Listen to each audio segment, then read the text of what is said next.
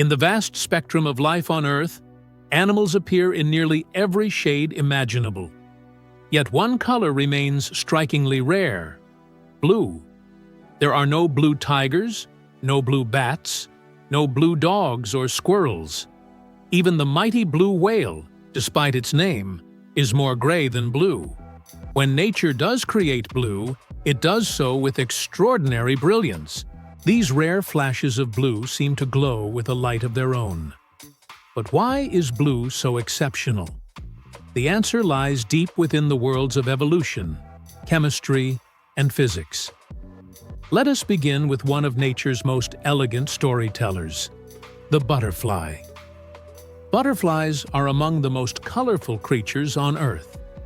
They belong to a group of insects called Lepidoptera, meaning scale-winged.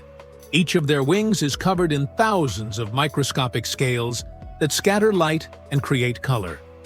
Most of these colors come from pigments, chemical compounds that absorb certain wavelengths of light and reflect others.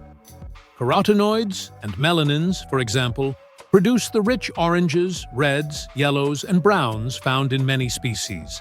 But here's an interesting fact. Most animals cannot produce these pigments on their own. They must obtain them through diet. The flamingo, for instance, is born gray.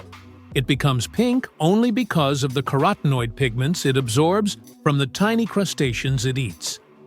In that sense, the old saying, "You are what you eat," is scientifically true, at least for color. But blue is an exception.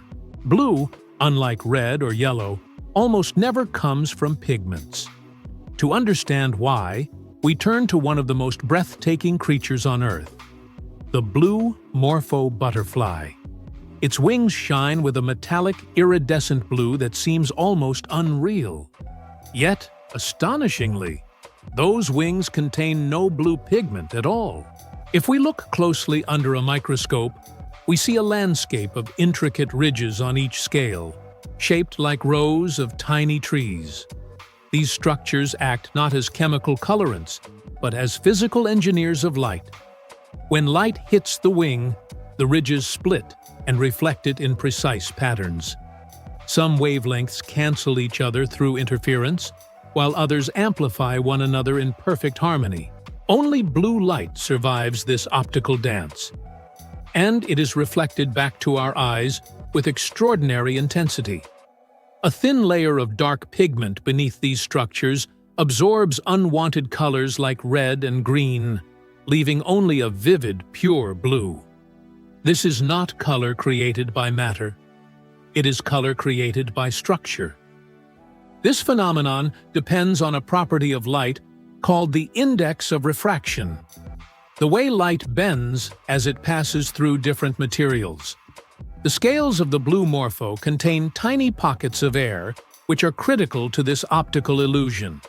If those pockets are filled with a liquid such as alcohol, the refractive index changes and the blue instantly disappears. When the liquid evaporates, the color returns, proof that this blue exists only because of the structure of the wings. Despite living in the humid rainforests of South America, these butterflies retain their brilliance even in wet conditions, thanks to the water-resistant design of their scales. Nature, it seems, has engineered a masterpiece of both beauty and resilience. The Blue Morpho is not alone. Many birds and even some mammals display blue through similar physical principles. In birds like the blue jay, microscopic beads within each feather scatter light in a way that cancels most wavelengths, while reflecting blue uniformly in all directions. In contrast, the feathers of a peacock contain more organized, crystal-like nanostructures.